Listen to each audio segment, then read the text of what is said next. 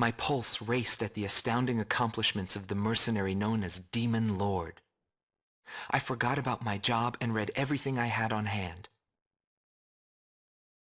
Around the time Demon Lord received his nickname, South Belka showed signs of weariness regarding the war. Because the region was set up as a defense line to protect the birthplace of Belka in the north, the people's dissatisfaction had reached a climax. The cities declared themselves demilitarized and peacefully surrendered to the Allied forces. Unable to establish a defensive position, the Balkan army kept retreating to the north. The end of the war was fast approaching. I was given an opportunity to interview the former aces of the Balkan Air Force. Back then, they were the masters of the sky, and they had also known him. So I crossed the border to follow his trail. I wanted to capture the war and the Demon Lord from their point of view, to capture the voices of those who were there.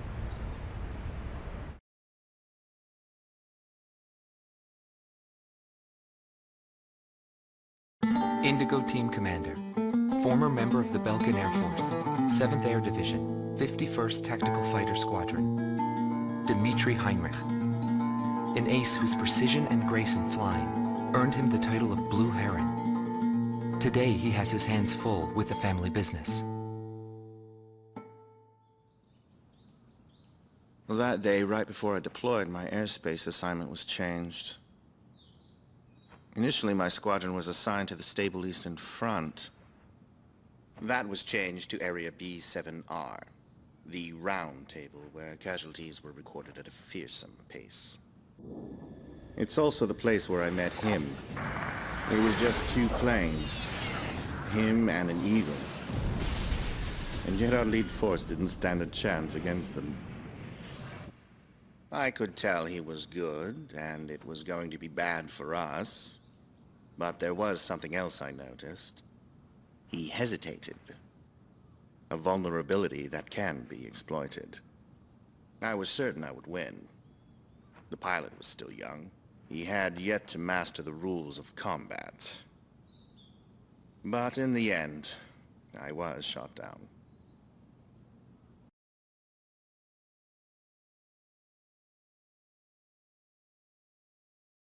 Gelb Team is number 2, former member of the Balkan Air Force, 5th Air Division, 23rd Tactical Fighter Squadron, Rainer Altman. He flew the skies of Directus during the capital's liberation, and he's still there to this day. I met him above this very sky. I can still hear the sound of the missile alerts from that day. I received an order to fly to Directus on my way back from an intercept mission on the southern defense line. The order itself wasn't unusual.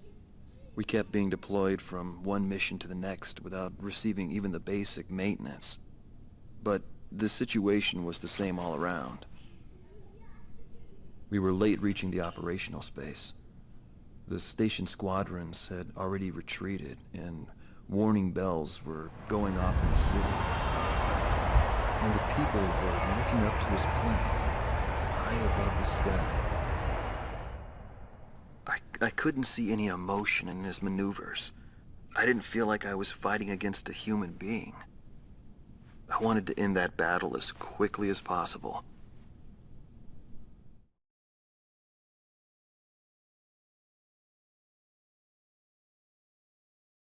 Silber Team Commander, former member of the Balkan Air Force, 51st Air Division, 126th Tactical Fighter Squadron, Dietrich Kellerman.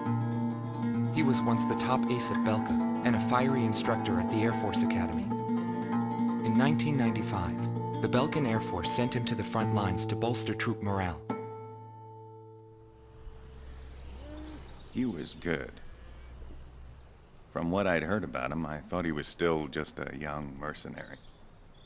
But he matured since then.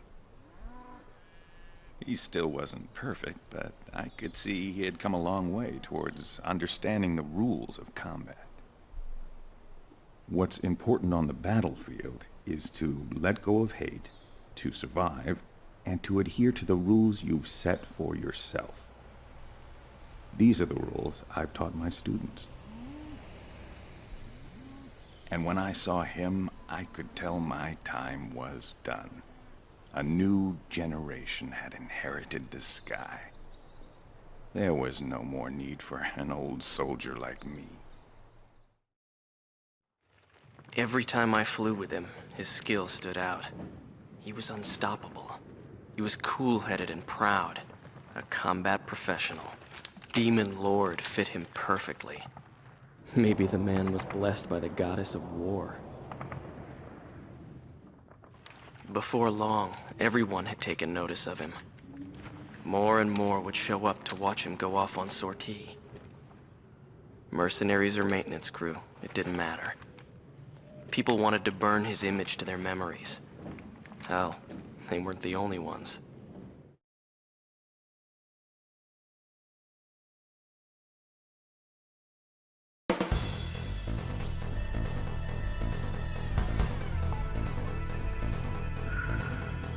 The Belkan forces are beginning to take flight. The industrial city of Hoffnung is crucial to the enemy's industrial strategy and the heart of its war productions. The Allied forces have decided that all Belkan war production must be stopped to expedite the end of the war, and has requested our participation in this operation. The operation will primarily involve the bombing of ground facilities by the Allied forces' bombers. Your mission is to support those bombers and attack enemy facilities. We have achieved near total air supremacy over the target area, but don't let your guard down. There may still be sporadic resistance.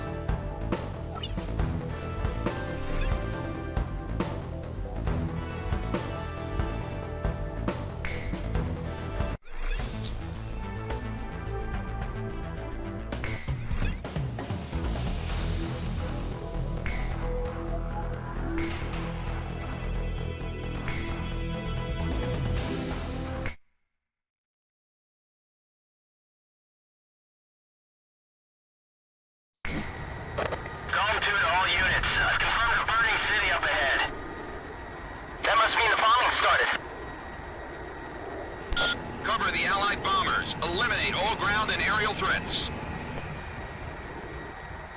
Let's move.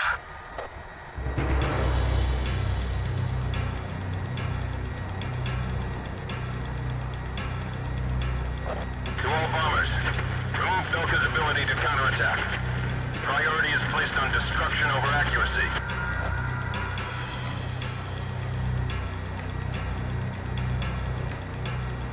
Initiate bombing sequence. Drop all! Turn it to ashes. That's not enough. Drop more bombs. I thought they were on a precision bombing mission. They're just tossing bombs all over the place. Warning, the enemy's locked onto you. Sam destroyed. We can't rely on air support anymore. We'll just have to do this ourselves. Radar lock. AA guns destroyed.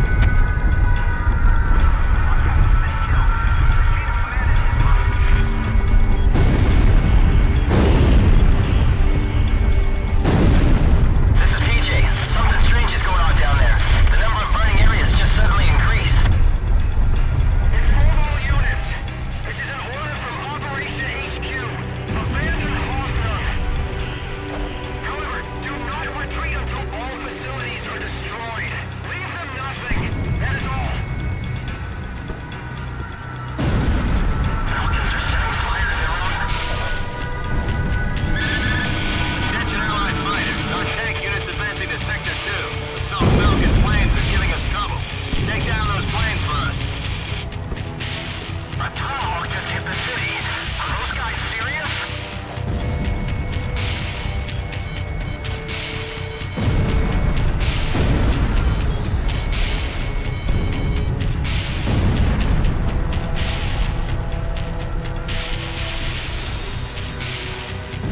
Burn down the entire city! Set fire to the buildings or you'll wait on!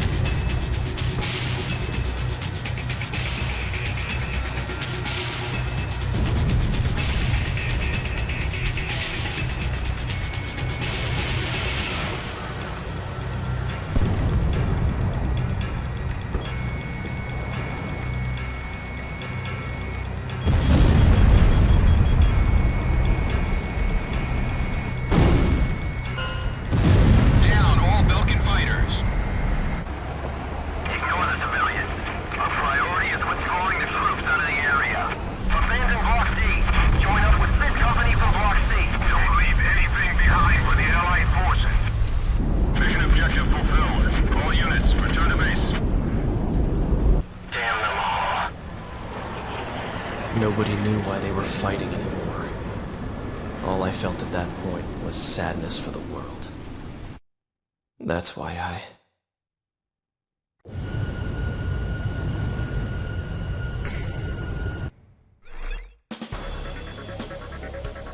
Pursued by Allied forces, the Belkan forces have taken flight, abandoning Hoffner.